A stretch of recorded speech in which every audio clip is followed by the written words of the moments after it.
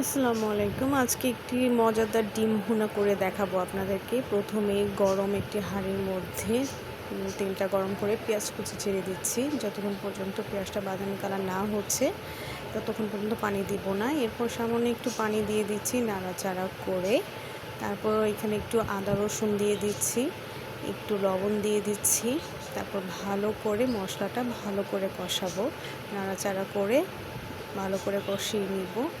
এরপর এর মধ্যে বাদাম বাটাটাকে সেটাকে পানি দিয়ে মিক্স করে ঢেলে দিলাম। তারপর একটু নাড়াচাড়া করে আমি এখানে সামান্য 1 কাপ পরিমাণের দুধটা দিয়ে দিচ্ছি।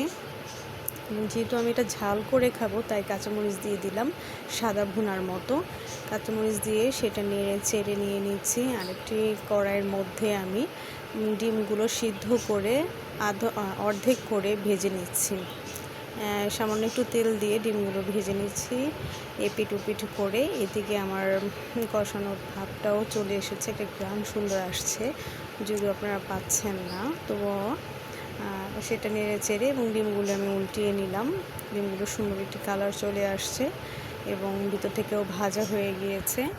দেখুন ডিমগুলো কত সুন্দর করে ভেজে নিয়েছি।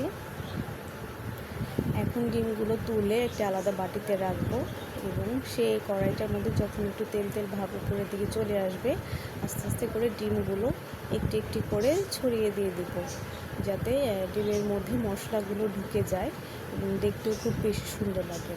খুব সুন্দর করে সেটাকে উলট পালট করে আমরা খাওয়ার জন্য পরিবেশন করব।